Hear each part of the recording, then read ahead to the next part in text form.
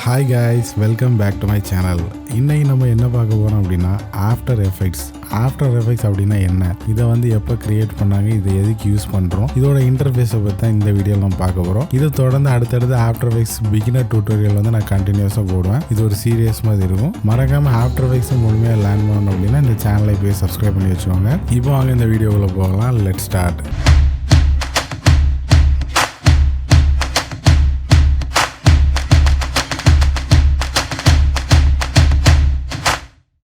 January 1993 COSA அப்படிங்கிற ஒரு company வந்து ஆஃப்டர் எஃபெக்ட்ஸ் வந்து கிரியேட் பண்ணாங்க. அதில் வந்து 1.0 1.1 அப்படிங்கிற 2 வெர்ஷனில் வந்து அதை ரிலீஸ் பண்ணாங்க. அதுக்கப்புறம் ஜான்வரி 1994 ஆல்டஸ் அப்படிங்கிற ஒரு கம்பெனி வந்து COSAயும் ஆஃப்டர் எஃபெக்ட்ஸையும் விலைக்கு வாங்கிட்டாங்க. அதில் வந்து 2.0 2.01 அப்படின்ற வெர்ஷன் வந்து 1994 ரிலீஸ் பண்ணியிருக்காங்க. அதை தொடர்ந்து பல வெர்ஷன்ஸ் வந்து அப்டேட் பண்ணிகிட்டே இருந்திருக்காங்க. 2007 அடாபி வந்து ஆஃப்டர் எஃபெக்ட்ஸ் வந்து வாங்கிட்டாங்க. அதோட ஃபர்ஸ்ட் வெர்ஷன் பார்த்தீங்கன்னா CS3 அப்படிங்கிற வெர்ஷன் வந்து ரிலீஸ் பண்ணியிருக்காங்க. அதை தொடர்ந்து பல வெர்ஷன்ஸ் வந்து ஒவ்வொரு இயரும் அப்டேட் பண்ணிட்டு இருந்திருக்காங்க. இப்போ கரண்டாக லேட்டஸ்ட் வெர்ஷன் பார்த்தீங்கன்னா ஆஃப்டர் எஃபெக்ட்ஸ் 2020 இருக்குது.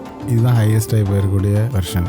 ஆஃப்டர் எஃபெக்ட்ஸில் பார்த்தீங்கன்னா நீங்கள் உங்களுக்கு வேறு லெவலில் விஎஃப்எக்ஸ் எல்லாம் பண்ணலாம். நீங்கள் ஹை லெவல் மோஷன் கிராஃபிக்ஸாக இருக்கட்டும், ஹை லெவல் விஎஃப்எக்ஸாக இருக்கட்டும், ரெண்டையுமே நீங்கள் வந்து சூப்பராக ஆஃப்டர் எஃபெக்ட்ஸ்குள்ளே பண்ணிடலாம். நம்ம அடுத்தடுத்து தொடர்ந்து ஆஃப்டர் எஃபெக்ட்ஸை பற்றி இன்னும் டீப்பாக வந்து தெரிஞ்சுக்கலாம். இப்போ இதோட இன்டர்ஃபேஸ் எப்படி இருக்கும் அப்படின்னு சொல்லி தரேன். நீங்கள் ஆஃப்டர் எஃபெக்ட்ஸ் ஓப்பன் பண்ணிங்கன்னா உங்களுக்கு இந்த மாதிரி தான் வரும். ப்ரீமியர் ப்ரோக்கு சிமிலராக தான் இந்த இன்டர்ஃபேஸ் வந்து இருக்கும். இதில் பார்த்தீங்கன்னா as usual new project, open project அப்படின்னு கொடுத்துருக்காங்க. கீழே பார்த்தீங்கன்னா நம்ம ரீசெண்டாக ஓப்பன் பண்ணி வச்சுருக்க ப்ராஜெக்ட் எல்லாமே இதில் இருக்கும். நம்ம வந்து புதுசாக ப்ராஜெக்ட் எப்படி கிரியேட் பண்ணுறதுன்னு பார்ப்போம். ஜஸ்ட் நியூ ப்ராஜெக்ட் அப்படிங்கிற இந்த ஐக்கானை கிளிக் பண்ணிடுங்க. பண்ணிட்டீங்கன்னா இன்டர்ஃபேஸ் பார்த்தீங்கன்னா உங்களுக்கு இந்த மாதிரி தான் இருக்கும். இதெல்லாம் எதுக்கு யூஸ் பண்ணுறோம் அப்படின்னு சொல்லிட்டு உங்களுக்கு டீட்டெயிலாக சொல்கிறேன். ஃபர்ஸ்ட் இங்கே பார்த்தீங்கன்னா ப்ராஜெக்ட் பேனல் இருக்குது. இந்த ப்ராஜெக்ட் பேனல் பார்த்தீங்கன்னா இதில் தான் நமக்கு தேவையான இமேஜஸ், வீடியோஸ், ஆடியோஸ் எல்லாமே இதில் தான் நம்ம இம்போர்ட் பண்ண போகிறோம். இம்போர்ட் பண்ணி அதுக்கப்புறமா தான் கீழே பார்த்தீங்கன்னா டைம்லைன் அப்படிங்கிற ஆப்ஷன் இருக்குது. இந்த டைம்லைனில் ட்ராக் பண்ணி இங்கே எல்லாத்தையும் நம்ம வந்து செட் பண்ணுவோம். நமக்கு தேவையான கிராஃபிக்ஸ் எல்லாத்தையுமே இதில் செட் பண்ணுவோம். அதுக்கப்புறம் பார்த்தீங்கன்னா இந்த பாக்ஸில் தான் நம்ம என்னெல்லாம் ஆட் பண்ணி வச்சுருக்கோம். இந்த காம்போசிஷன் அப்படிங்கிற இந்த ப்ரிவியூ பாக்ஸ் அப்படின்னு கூட சொல்லலாம். இதில் தான் நம்ம வந்து டைம்லைனில் என்னெல்லாம் ஆட் பண்ணியிருக்கோமோ எல்லாமே நமக்கு இங்கே தான் டிஸ்பிளே ஆகும். அதோட விஷுவல் வந்து நமக்கு இங்கே தான் தெரியும். நெக்ஸ்ட் பார்த்தீங்கன்னா கேரக்டர் அப்படிங்கிற ஆப்ஷன் இருக்குது. இந்த கேரக்டர் வந்து எதுக்குன்னு பார்த்தீங்கன்னா நம்ம வந்து ஒரு டெக்ஸ்ட் வந்து கிரியேட் பண்ணுறோம் அப்படின்னா அந்த டெக்ஸ்ட்டுக்கு தேவையான ஃபாண்ட், அந்த டெக்ஸ்ட்டுக்கு தேவையான சைஸ், அந்த டெக்ஸ்ட் வந்து எந்த அளவில் ட்ராக்கிங் இருக்கணும். ட்ராக்கிங் மீன்ஸ் அந்த டெக்ஸ்டோடைய கேப்பை தான் ட்ராக்கிங் அப்படின்னு நம்ம சொல்லுவோம். அந்த ரெண்டு லைனுக்கு இடையில இருக்கக்கூடிய இடைவெளி எப்படி இருக்கணும் எல்லாமே நம்ம வந்து இது பண்ணலாம். அது கீழே பார்த்தீங்கன்னா பேராகிராஃப் அலைன் அப்படிங்கிற 2 ஆப்ஷன் இருக்குது. பேராகிராஃப் அப்படின்னு பார்த்தீங்கன்னா அது டெக்ஸ்ட்டுக்கு தேவையானதான். டெக்ஸ்ட் வந்து எந்த மாதிரி அலைன் ஆகிருக்கணும் அப்படிங்கிறதுக்காக தான் இது. அலைன் அப்படிங்கிற பார்த்தீங்கன்னா நம்ம சென்டரைஸ் பண்ணுறதுக்காக டெக்ஸ்ட்டை வந்து ஒரு காம்போசிஷனோட மிடில் கரெக்டாக வைக்கிறதுக்காக நம்ம இந்த அலைன் யூஸ் பண்ணுவோம். ட்ராக்கர் அப்படிங்கிற ஒரு ஆப்ஷன் இருக்குது. ட்ராக்கர் அப்படின்னு பார்த்தோம் அப்படின்னா ட்ராக்கர் வந்து இப்போ நார்மலாக ஒரு வீடியோ வந்து ரன் ஆகிட்டு இருக்கு. அந்த வீடியோவில் பார்த்தீங்கன்னா ஒரு கார் வந்து மூவிங் ஆகிட்டு இருக்கு. அந்த கார் கூடவே எனக்கு ஒரு டெக்ஸ்ட்டும் மூவிங் ஆகும். அந்த காரில் வந்து எக்ஸாக்டாக இது பண்ணணும். அந்த காரில் வந்து எக்ஸாக்டாக அந்த டெக்ஸ்ட் வந்து இருக்கணும். அதுக்கு என்ன பண்ணணும்னு பார்த்தீங்கன்னா அந்த காரில் வந்து அந்த காரை வந்து ஃபஸ்ட்டு மோஷன் ட்ராக்கிங் பண்ணணும். அந்த காரோட ஒவ்வொரு மூவ்மெண்ட்ஸையும் நம்ம ட்ராக் பண்ணிவிட்டு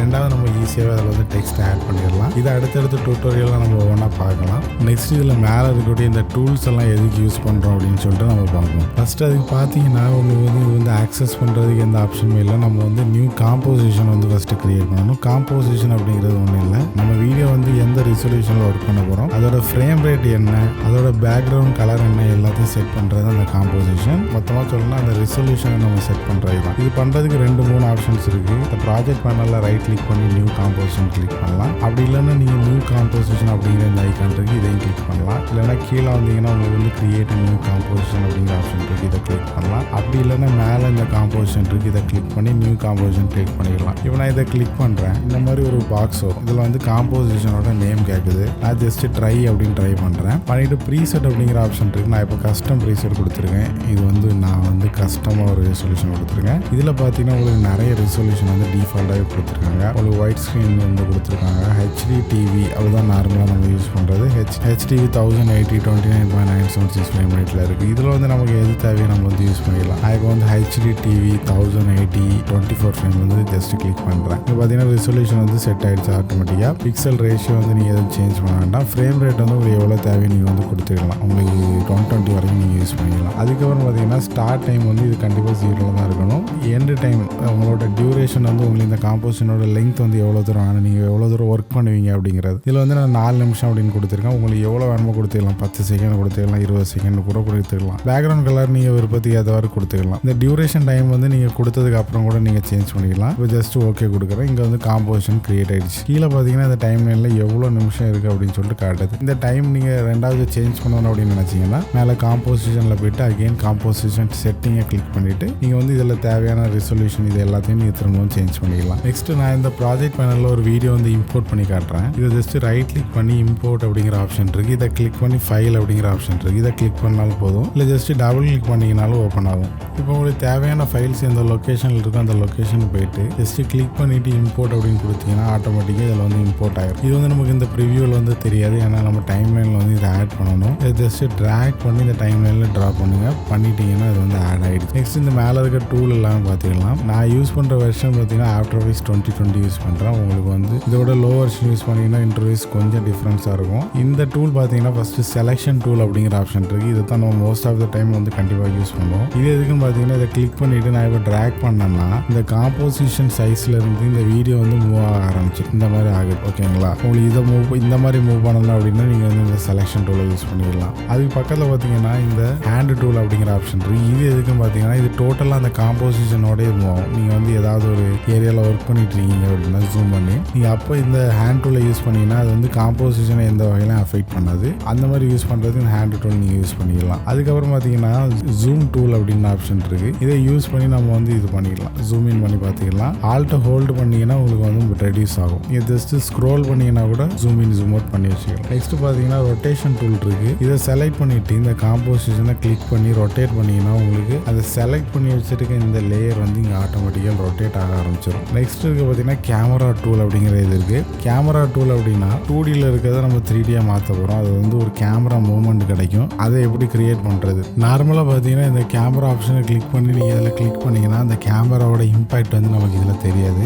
இது வந்து நம்ம தெரியணும் அப்படின்னா இதில் 2 விஷயம் நம்ம பண்ணணும். ஃபர்ஸ்ட் வந்து ஒரு நியூ கேமரா வந்து கிரியேட் பண்ணணும். இந்த ப்ராஜெக்ட் பண்ண இந்த டைம் லைனில் ரைட் கிளிக் பண்ணிவிட்டு நியூவில் போய்ட்டு கேமரா அப்படிங்கிற ஆப்ஷன் இருக்குது. இதை கிளிக் பண்ணுங்கள். பண்ணிங்கன்னா உங்களுக்கு இந்த மாதிரி ஒரு பாப்பப் வரும். இதை யூஸ் பண்ணி தான் நம்ம ஒரு கேமரா கிரியேட் பண்ண போகிறோம். கேமரா ப்ரீசெட் அப்படின்னு சொல்லிட்டு நிறைய ஆப்ஷன்ஸ் வந்து கொடுத்துருக்காங்க. இதோட ஆங்கிள் வியூ எவ்வளோ இருக்கணும், ஃபிலிம் சைஸ் வந்து எவ்வளோ இருக்கணும் அப்படின்னு சொல்லிட்டு இப்போ 35 mm இருக்குது. அதனால தான் இங்கே வந்து 36 mm அப்படின்னு காட்டுது. இதை நீங்கள் உங்களுக்கு தேவைக்கேற்ற மாதிரி ஒய்டாக நீங்கள் வச்சுக்கலாம், இன்க்ரீஸ் பண்ணி வச்சுக்கலாம். நார்மலாக 35 வச்சு யூஸ் பண்ணுங்கள். இதோட நேம் நீங்கள் என்ன வேணுமோ கொடுத்துக்கலாம். நான் இப்போ கேமரா அப்படின்னு ஜஸ்ட் கொடுத்துட்டு ஓகே கொடுக்குறேன். நெக்ஸ்ட் பார்த்தீங்கன்னா நம்ம எந்த ஆப்ஜெக்டை 3Dயாக மாற்ற நினைக்கணுமோ அதை கிளிக் பண்ணிவிட்டு இந்த ஐக்கான் வந்து இருக்கும் 3D லேயர் அப்படிங்கிற ஐக்கானை இது வந்து ஆன் பண்ணணும். இந்த லேயர் உங்களுக்கு காட்டலை அப்படின்னா இந்த மேலே இந்த மோட்ஸ் ட்ராக்மேட் அப்படிங்கிற ஏதாவது ஆப்ஷன் இருக்கும். இதில் ரைட் கிளிக் பண்ணி காலம்ஸ் அப்படிங்கிற ஆப்ஷனில் போயிட்டு சுவிட்சஸ் மோட்ஸ் அப்படின்ற 2 ஆப்ஷன் இருக்கும். இந்த ரெண்டுமே செக் பண்ணியிருக்கான்னு பாருங்கள். அப்போ தான் இந்த ஆப்ஷன்ஸ் வரும். இப்போ இந்த 3Dயை ஜஸ்ட் ஆன் பண்ணுறேன். பண்ணிட்டேன்னா இப்போ வந்து 3Dயாக கன்வெர்ட் ஆகிடுச்சு. இப்போ இந்த யூஸ் பண்ணி நான் இப்போ 3Dயாக மாற்றலாம். இதை யூஸ் பண்ணி நீங்கள்